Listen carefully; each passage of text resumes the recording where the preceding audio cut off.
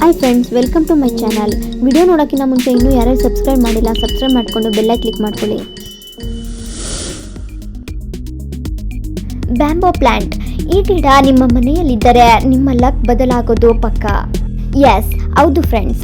ಮನೆಯ ಒಳಾಂಗದ ಅಲಂಕಾರಕ್ಕಾಗಿ ಹಾಗೂ ಅದೃಷ್ಟಕ್ಕಾಗಿ ಗಿಡಗಳನ್ನು ನೆಡುತ್ತೇವೆ. ವಾಸ್ತುಶಾಸ್ತ್ರದ ಪ್ರಕಾರ ಕೆಲವೊಂದು ಗಿಡಗಳು ಮನೆಗೆ ಸಮೃದ್ಧಿಯನ್ನು ತರುತ್ತವೆ ಎನ್ನಲಾಗುತ್ತದೆ. ಈ ಲಕ್ಕಿ ಪ್ಲಾಂಟ್ನಲ್ಲಿ ಬಿದಿರಿನ ಗಿಡವು ಒಂದು. ಇದನ್ನು ಮನೆಯಲ್ಲಿಯೂ ಇಡಬಹುದು ಅಥವಾ ಕಚೇರಿಯಲ್ಲಿಯೂ ಇಡಬಹುದು. ಆದರೆ ಯಾವ ದಿಕ್ಕಿನಲ್ಲಿ ಇಡಬೇಕು? ಮನೆಯ ಹೊರಗೆ ಈ ಗಿಡವನ್ನು ಇಡಬಹುದೇ?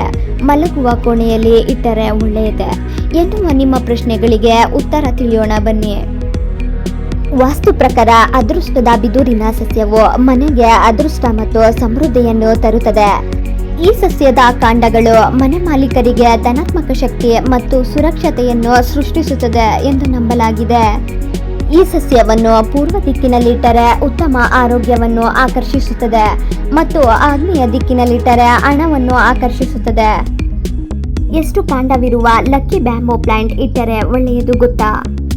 ಮನೆಯ ಒಳಾಂಗದಲ್ಲಿಡುವ ಲಕ್ಕಿ ಬ್ಯಾಂಬೋ ಪ್ಲಾಂಟ್ ಎಷ್ಟು ಕಾಂಡವಿರುವ ಬಿದುರಿನ ಗಿಡ ನೆಟ್ಟರೆ ಶುಭ ಎನ್ನುವ ಮಾಹಿತಿ ಇಲ್ಲಿದೆ ನೋಡಿ. 2 ಬಿದುರಿನ ಕಾಂಡ ಪ್ರೀತಿ ಮತ್ತು ಮದುವೆಯ ಸಂಕೇತ. 3 ಬಿದುರಿನ ಕಾಂಡ ಸಂತೋಷ ತರುವುದು. 5 ಬಿದುರಿನ ಕಾಂಡ ಆರೋಗ್ಯವನ್ನು ಸೂಚಿಸುವುದು. 8 ಬಿದುರಿನ ಕಾಂಡ ಸಂಪತ್ತನ್ನು ಸೂಚಿಸುವುದು. 9 ಬಿದುರಿನ ಕಾಂಡ ಅದೃಷ್ಟದ ಸಂಕೇತ. 10 ಬಿದುರಿನ ಕಾಂಡ ಪರಿಪೂರ್ವ ಜೀವನಕ್ಕಾಗಿ ಹಾರೈಸುವುದು. 11 ಬಿದುರಿನ ಕಾಂಡ ಶುಭದ ಸಂಕೇತ. 21 ಬಿದುರಿನ ಕಾಂಡ ಆಶೀರ್ವಾದಗಳು ಮತ್ತು ಸಮೃದ್ಧಿಯನ್ನು ಸೂಚಿಸುತ್ತದೆ. ಸಾಧ್ಯವಾದರೆ 7 ಕಾಂಡ ಅಥವಾ 10 ಕಾಂಡದ ಅದೃಷ್ಟದ ಬಿದುರಿನ ಸಸ್ಯವನ್ನು ಮನೆಯಲ್ಲಿಟ್ಟರೆ ಒಳ್ಳೆಯದು. ಹಳದಿ ಅಥವಾ ಗಾಡಿ ಹಸಿರು ಬಣ್ಣದ ಕಾಂಡಗಳನ್ನು ಹೊಂದಿರುವ ಬಿದುರಿನ ಸಸ್ಯವನ್ನು ನೀವು ಇಟ್ಟುಕೊಳ್ಳಬಾರದು ಎಂಬುದನ್ನು ನೆನಪಿಡಿ. ಇದಲ್ಲದೆ ಪ್ರತಿ ವಾರ ನೀರನ್ನು ಬದಲಾಯಿಸಬೇಕು. ಅದೃಷ್ಟದ ಬಿದುರಿನ ಗಿಡ ನೆಡುವಾಗ ಈ ತಪ್ಪುಗಳನ್ನು ಮಾಡಬೇಡಿ. ಆರ್ಥಿಕ ಸ್ಥಿತಿ ಹದಗೆಡಬಹುದು. ಮನೆಯಲ್ಲಿ ಬಿದುರಿನ ಸಸಿಗಳನ್ನು ಬೆಳೆಸಿದರೆ ವಾಸ್ತು ದೋಷವು ಪರಿಹಾರವಾಗುತ್ತದೆ, ಜೊತೆಗೆ ಧನಾತ್ಮಕ ಶಕ್ತಿನೂ ಹೆಚ್ಚಾಗುತ್ತದೆ.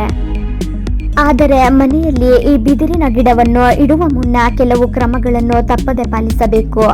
ಆ ಕ್ರಮಗಳು ಯಾವ್ಯಾವು ಎಂಬುದನ್ನು ತಿಳಿಯೋಣ ಬನ್ನಿ. ವಾಸ್ತುಶಾಸ್ತ್ರದ ಪ್ರಕಾರ ಈ ಸಸ್ಯವನ್ನು ಕಿಟಕಿಯ ಬಳಿ ಇಡಬಾರದು, ಏಕೆಂದರೆ ಈ ಸಸ್ಯವು ಬಿಸಿಲಿನಲ್ಲಿ ಹಾಳಾಗಬಹುದು.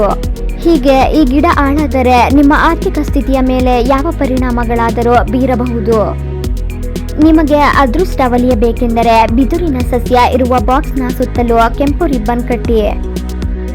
ವಾಸ್ತುಶಾಸ್ತ್ರದಲ್ಲಿ ಬಿದುರು ಮರವನ್ನು ಸೂಚಿಸುತ್ತದೆ ಮತ್ತು ಕೆಂಪು ರಿಬ್ಬನ್ ಬೆಂಕಿಯನ್ನು ಸೂಚಿಸುತ್ತದೆ.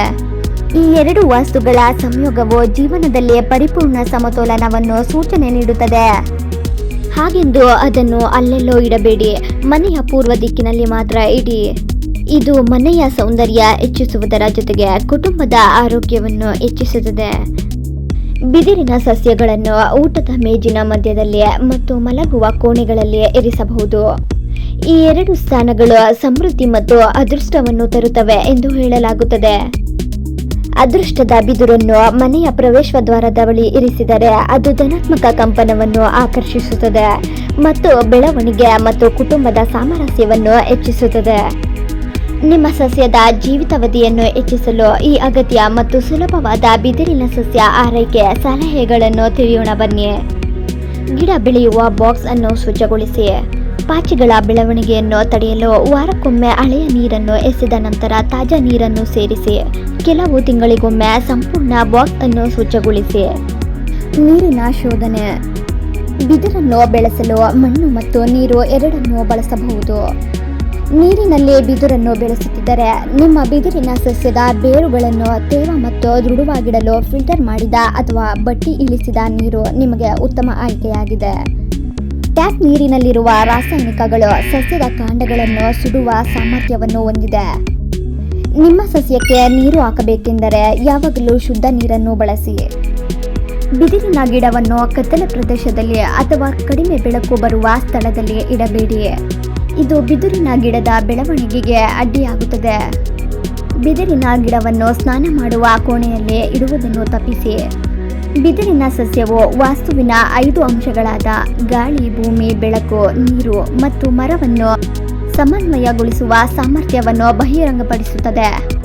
ಇದರಿಂದಾಗಿ ಸುತ್ತಮುತ್ತಲಿನ ಸಮತೋಲನ ಮತ್ತು ಪ್ರಶಾಂತತೆಯನ್ನು ಸುಗಮಗೊಳಿಸುತ್ತದೆ.